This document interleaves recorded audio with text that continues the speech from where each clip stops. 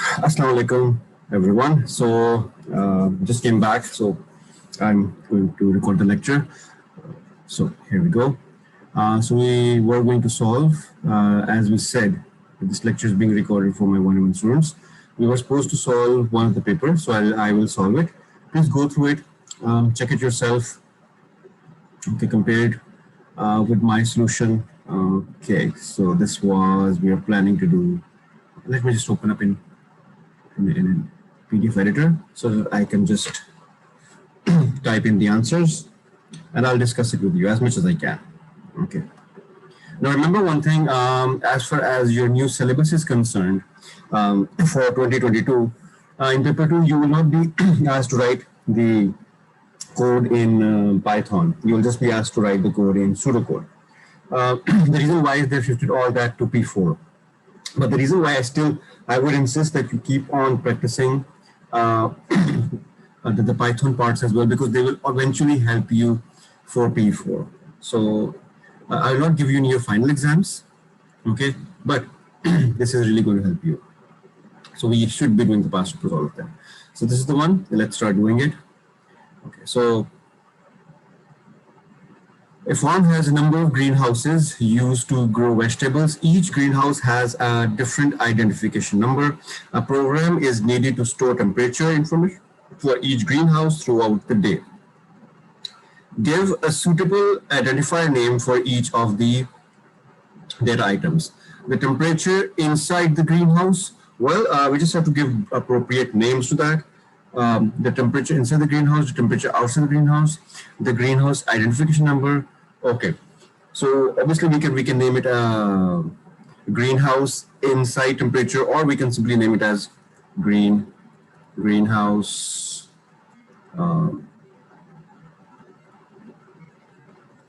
temperature. Okay, right. And the second one is outside. We can simply name it as, let's say, greenhouse outside temperature, or simply just like outside temp will also be perfectly fine. There's no problem with that. Then we have this greenhouse identification number. Well, obviously, it's typical thing. We can have it as greenhouse ID. Okay, and then we have is the time of the temperature measurement. I'll just bring it down. So the time of the temperature measurement. Well, we can time of the temperature measurement. So after every interval, so we can call it as the interval time. Okay, right. So here we go. Next, program variables have values as follow: marks, mark 60, subject grade, course completed, true, average, mark this. Evaluate each expression in the following table. If an expression is invalid, write error. For built-in functions list in the appendix, you can refer to that on page 16. We have told what this will be. So let's see what do we have. So if we concatenate FAS with mid, subject 63, subject 63, so what we'll have over here will be, so FAS, obviously we'll have over here is FAS, and so 1, 2, 3, 4, 5, 6, T, and 1, 2, 3 is faster. We'll have faster, right? Then we have is, next one is left mark 1.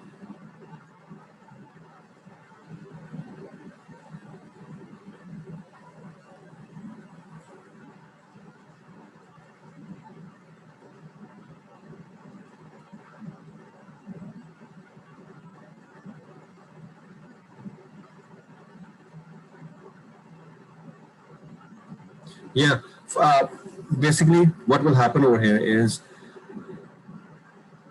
left mark 1, this will eventually give us an error, because obviously left mark 1 over here we have over here is 60. Okay, and mark first of all has to be in double quotes. It's not in double quotes, has to be a string for that, and it's not a string. Then we have 10, and we have to convert the grade into ASCII code. So grade is B ASCII code. Okay, so the rate is 64. Okay, 64. D is basically 66.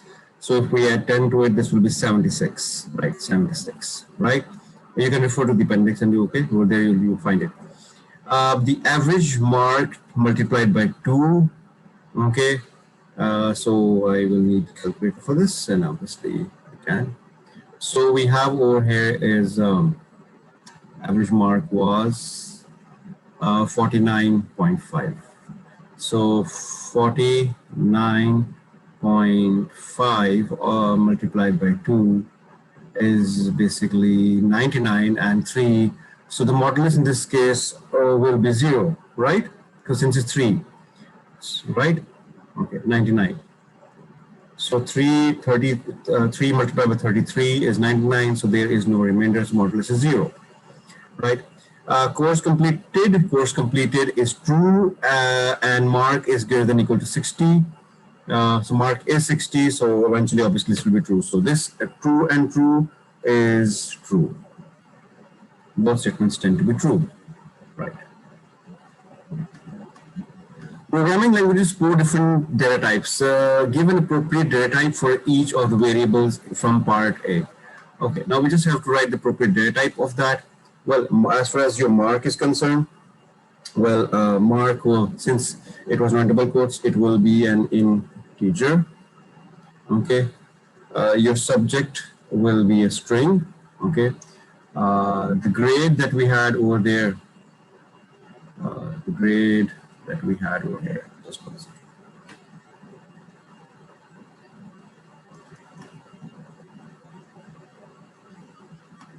Okay, yes. So grade will be a character, okay, right? Course completed will be Boolean logic, and we can say the average mark will be real or float. Okay, so like we said, the grade will be vector. The course completed will be Boolean, and we can name this as real at the average mark, right?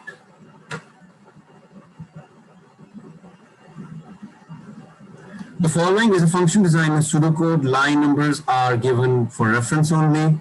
Function count digit in string return character. Declare NC as character. Declare C as integer. Declare N as integer. Okay. So the following function will do what is, it will return a character. Okay, that's what it's saying. So C is 0. N is the length of in string, get the number of characters from the loop. Okay, repeat until no more character is left while n is greater than 0. Okay, NC left in string I. Okay, so from the left get the character in string right, remove the first character. Okay, if NC is greater than 0 or NC, sorry, less than 0 and greater than 9, then do nothing else, do this, and if, else if, return C and function. Okay.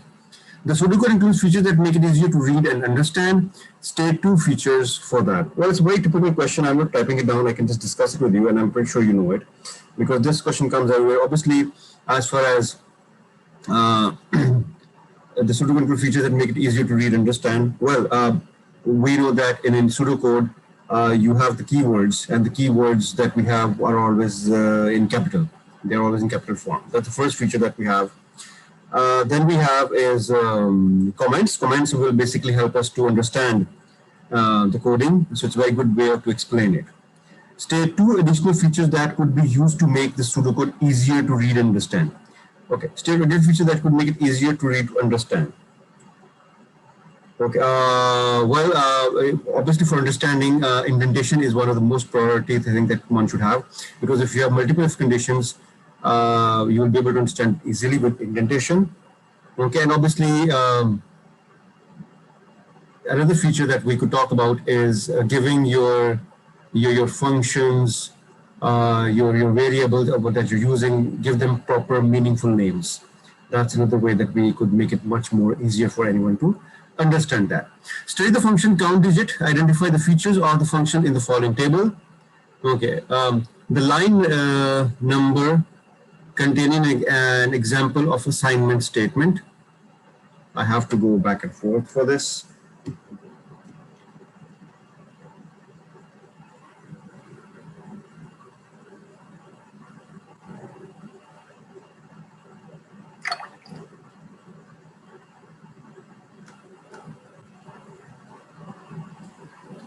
What I can do is extract the current page.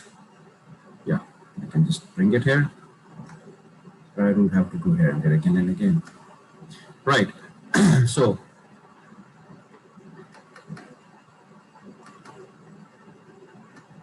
the line number containing an example of an assignment statement. Where do we have the assignment statement? One second.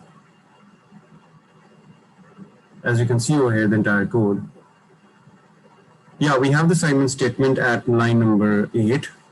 Okay, we have that over here. That is that we are assigning it. Okay, we are also assigning it over here and C. Okay, so we can say that there are two places where we're assigning. Okay, the line number containing the start of a precondition loop. The start of a precondition loop.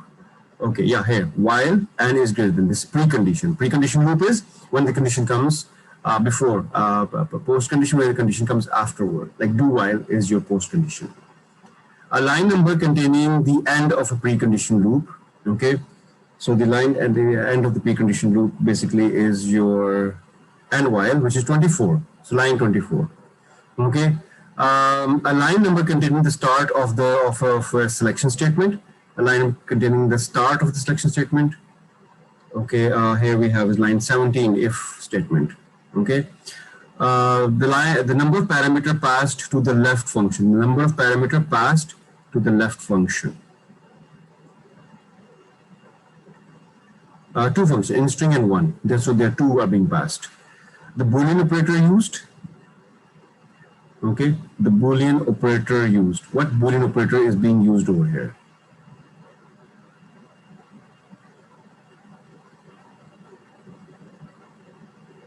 Yeah, the or. Or is the Boolean operator, okay? Or and, they're Boolean operators. Okay. The number of times the function left is called from within the count digits resulting from the call. Result this. The number of times the function left is called from within count digit from the call. Result count digits.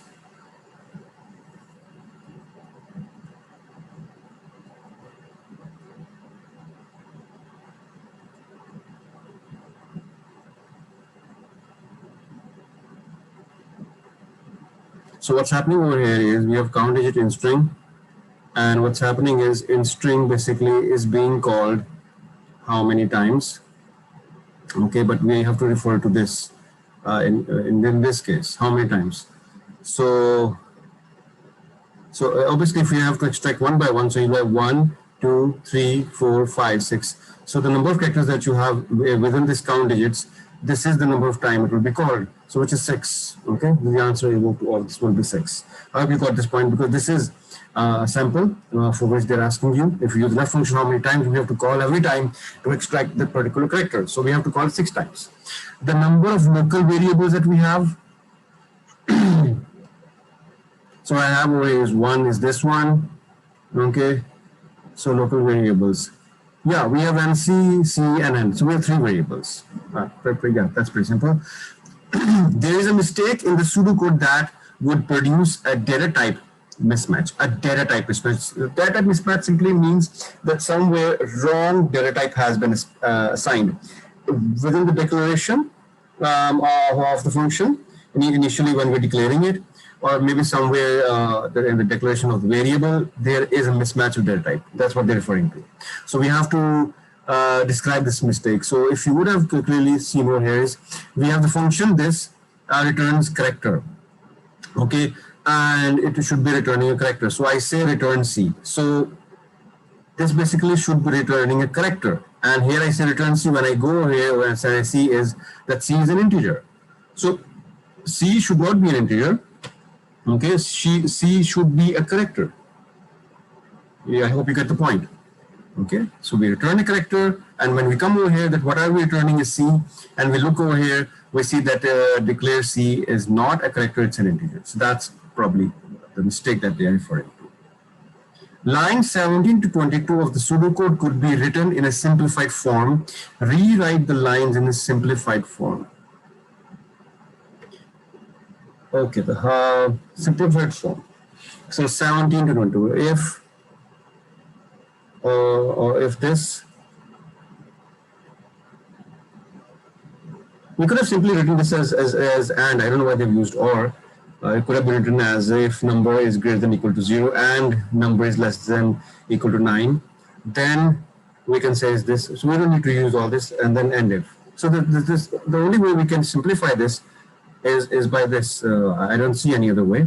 We can do is we can write over here is if the number is greater than equal to 0 and number is less than equal to 9, then, well, obviously I just indent this, then C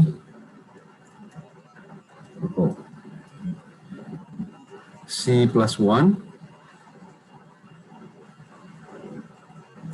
and if. So this is the only way that we can just simplify it. This is the best way we can do it. A chocolate factory produces bars of chocolates. A computer program controls the process. The weight of each bar is stored in an array bar weight. You always have this array question. The array contains 100 elements representing the weight of 100 bars that make up shipping box. Okay, good question. I mean, not good question, Ramazan. Okay, so a procedure check weight is required to examine each array element and count how many times the weight has exceeded maximum weight. Okay, compare the count obtained with the limit value threshold. Call procedure service check if the count exceeds the threshold. Output a message if the count does not exceed threshold. For example, shipping box, okay, maximum weight exceeds 3 times. Draw a program flowchart on the next page to represent the algorithm for the check weight procedure. Assume that the array contains 100 valid weight values, and the first element is bar weight 1. Okay, so we can define it in an array over here. Okay, so right 1. So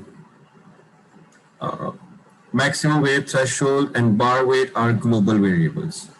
Variable declaration are not required in the program flowchart. Okay, just one second. Let me just read it once myself. Okay.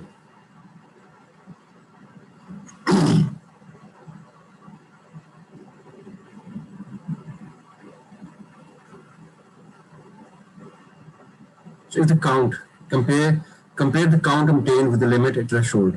Okay, so we have to have a count. We have to basically initialize the count with 0. Okay, and what they're saying over here is bar weight. We can use an array. Okay, so we can have an index, right?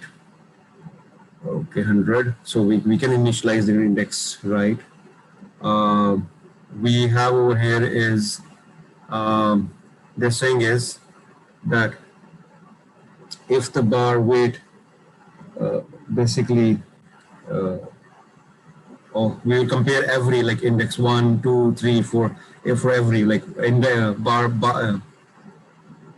bar weight index 1 is greater than maximum weight, then we will say bar weight index 1, 2, 3. Individually, we have to compare it's greater than maximum weight.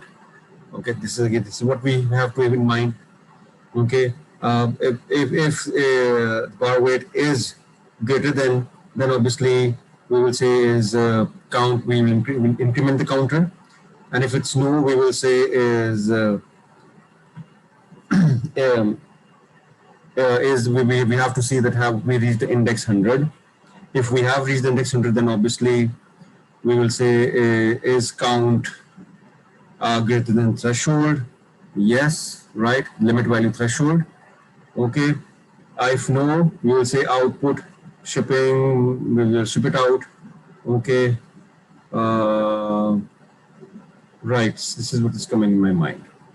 So let me just draw this for you. Give me a second. Okay, I have to do it. Okay, how can I draw it? I can do it in Word. You have to give me a second for that. That's the best way I can do it.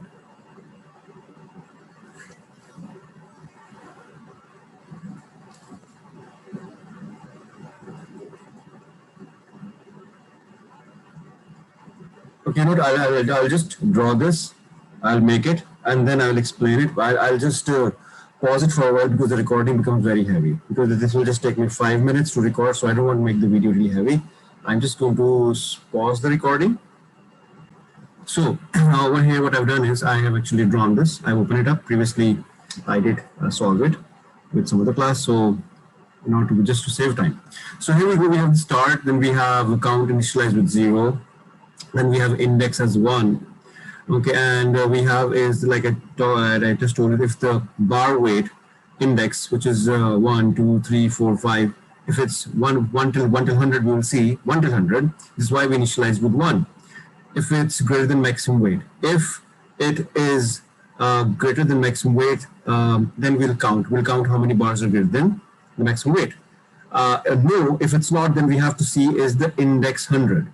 Now, there was this set of rule over here, which said over here was, you can see is, compare the count obtained with the limit value threshold. Call procedure service check if the count exceeds the threshold, otherwise we have displayed the message. So as you can see over here is, we if index is equal to 100, then no, then index is equals to index plus 1. Okay, so we increment the index 1 by 1. So if it's yes, then what we do is we say is count greater than threshold, like I just talked about. Okay, compare count with the limit threshold, call the procedure. So if the count is greater than the threshold, then what we will do is we're going to call the service check, and the service check basically will do is if the count exceeds the threshold, call the procedure service check if the count exceeds the threshold, right? Otherwise, no, we output the message and we end, right? So, and if you have over here is this, obviously, we'll check to examine each array element one by one, and this is going to count how many times the weight has exceeded the maximum weight. So this is the way you will be doing this particular part, right? So if you still have a confusion, we will be discussing this part again, and I think so we should be discussing more flowchart. Okay, right. Next, what we have is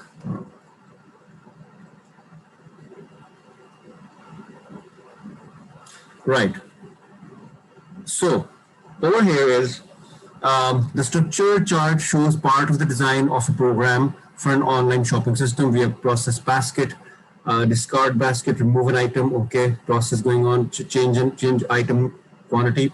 We might want to change an item. We might change the quantity. So we have the basket. We obviously will need to have a basket ID. We'll have the item. We have the quantity. Checkout. We'll have the shipping, the payment method, or something like this. I'm just talking about different entities that we might have. Draw on the chart to show the following facts. Each of the modules at the lower level returns a Boolean parameter X. Process basket will carry only one of the module shown in the lower level. Okay. So we have to draw over here. Okay. So the parameters A to J shown on the chart will be used to pass following information: payment details, quantity, basket ID, delivery address, and item ID. So they told us this. Good. Complete the following table to show the parameters. So first of all, we have to draw this. Okay. Well, again, I think so. I have solved it over there. I'll show you. I have it over here. So as you can see over here is the process basket. We have to draw this because we will have multiple processes. We'll have is a condition. Okay. So this basically will be drawn because the basket ID. Okay, discard the basket and it has to go back in the process basket. So obviously then we have to have this arrow, okay, the process one with the filled circle as you can see over here. And the same case over here is we will have another one over here because in every case we are changing the information from the process basket database. So we will have a checkout, pay and dispatch. Again, we will have this arrow going back. So process basket will call only one of the modules shown at the lower level, right? Then we have is this, the parameters A to J shown on the chart will be used. So complete the following table. A basically, as written over here, will be the basket ID. The basket ID will be in every one, frankly speaking. So we'll have the basket ID in A, okay, and in B, what we have is the basket ID, obviously, right? C, as you know, is the item, okay. D, because we're changing the item and the quantity, so C is the item, D is the quantity, okay. And then we have is obviously in case of this, we again have the basket ID, we have the delivery, and we have the payments because we're checking out. So delivery, payment is required to check out. So one is delivery, one is payment, one is basket, quantity, item, and basket ID. So this is the way you have to do them, right? A golf club holds information about its members. When a member completes a round of golf, their score is stored along with their membership number and the date of the round. A program is to be written to store the process, the score information. The information to be stored is formed into a string as this. Okay, membership number, date, score. The program designer considers storing the strings in 1D array, round score, or as separate variable for each round. For example, round score 1, round score 2, round score 3, and so on.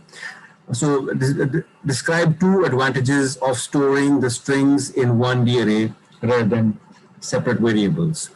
Well, obviously, two disadvantages of storing the string variable, storing of string in a 1D array rather than separate variable. Well, obviously, as you can see, is less declaration of statements is required. That's the advantage. In an array, you can have as many as variable defined. Okay, it's a big container, and obviously the other advantage is you can refer to any particular element by giving it a particular reference method. So you can refer to any element. A procedure add new score is being developed. The procedure will be coded using an integrated development IDE. Name two features provided by IDE that assist in initial detection of errors in the procedure. Typical question. I think that every paper we get this question. Well, errors are highlighted. Any used variables would be identified. Obviously, if I did not declare a variable, or if I have declared a variable and I'm not using it, in either case, it will be identifying those and errors will be highlighted. Okay. A program needs a function get number to return a valid membership number. A valid membership number. Now this is what I'm talking about. This is what is not coming in your paper now. You will be asked to write a pseudo code, not the exact high-level language code. But still, I'm saying is we will practice on it. It will help us in our P4. Okay. But I will not be giving you your finals. I'll just be giving you focusing on the pseudo code. A valid membership number is a 4-digit numeric string 111 to 9. A structured English representing the algorithm for this function is as follows. prompt and input member number, validate the membership number, repeat from step 1 if the membership number is invalid, return a valid membership number string. So, okay, right. As an example, the function call in pseudocode is membership number, get number. Write a program code for get number function. Okay. So what we have to do is prompt and input membership number, validate the membership number, and a valid member number is between this and this. Repeat if it's invalid, and return. So I have this code over here, but I have also typed it in Python as well. So you can see over here is this is what I've done. We have defined a get number, and we have over here is a flag. We can valid false, valid true or false. So while not valid, while it's not valid, valid is equals to true. Okay, member number, input the valid number.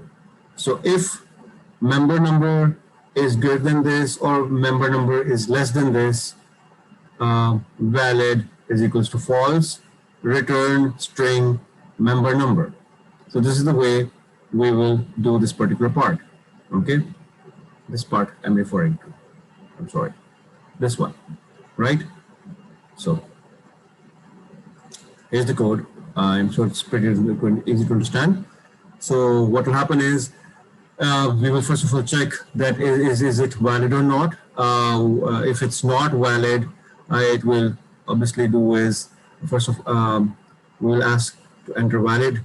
It will check is it between this and this, okay, and valid is equals to false, and then in case return string member number, right?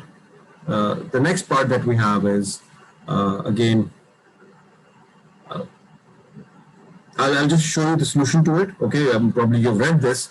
The program designer decides to store the strings from this in text file. Each string is formatted as this. Like I told you, this all has shifted to your P4 now. It's not part of P2. Membership number, date, score. But again, we are doing this right now. We are doing this. We have to practice it. Okay, because we should start working on P4 programming right now. Membership number is a 4-digit numeric between this and this. The date is 6-digit, so DDMMYY. The score is between 5 and 39. Fine. Okay, we have to make a procedure. Lowest score is required to output the lowest score for the individual. Fine. Assume that there is at least one string stored for each member. The program needs procedure output lower cost to process. We have talked about this. Read, write, and delete in case of text files. There is my lecture. I can share that, or you can, if you are in my channel, you can view it. How to read, write files in Python. You should know that. Use get number function to obtain a valid membership number. Fine. Search this file, output a message. So the code that I've written over here is, please have a look. So we have over here is this. We have membership number is get number, because since it's connected to the previous part. Okay, membership number, get number. The get number will ask the user to enter a number.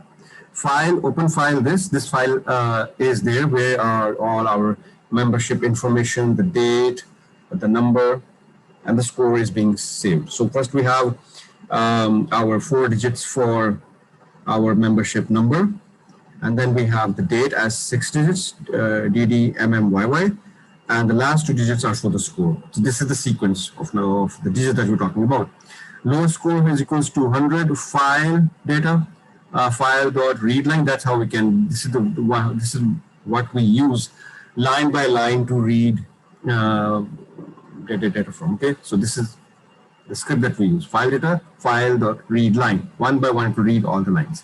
While file data is not empty, file membership number is equals to file data 4. Now, file data 4 basically means what? We've discussed this before. So,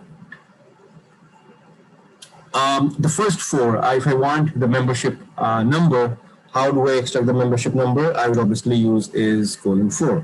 Okay, it's splitting strings. If file membership number is double equal to, it's where we are comparing, is equal to membership number. If it's equal, comparing, okay, right? then file score is equals to convert file data 10 to 12. Now, as I told you that the last two digits are the score. So if I want to extract the score out of the entire, I use 10, 12. If file score is less than the lower score is equal to 5. So file score will become the lower score, and the lower score data will be what? The file data 4 to 10. Okay, from 4 till 10. So date, sorry. So we need the date as well. So from 4 till 10, the 6 digits that we have are basically DD, MM, YY. So these will be the lower score date. So we get the lower score date, we got the lower score, and now what we can do is we can simply print it that the lower score on this date was this. So this is the way this will be done. We will be discussing this again practically more, inshallah. Like I told you, before we start in A2 with P4, I would prefer this all is really clear with all of you. It will be is much more easier for us to handle P4. But like I said, in the final A1 examinations, I will not be targeting your high-level language. Yes, pseudocode. I think so. One is pseudocode, and one is flowcharts. I think personally we should work more on it. I'll send you more activities on that. Okay, and I think so. From next class, you can tell me which chapters can be revised from P1, or we could do probably more P2s, or you can attempt it yourself and you can tell me. Let's target June 2019 for the next class. So all of you, June 2019 is what I want you to solve it beforehand, and you can ask me questions from that paper. Okay, this will be our fourth paper that we're doing. Then we will do June 2020 P2, sorry, I'm saying P4, P2, right? And then we can revise our one as well. Okay, but we can just limit ourselves to P1.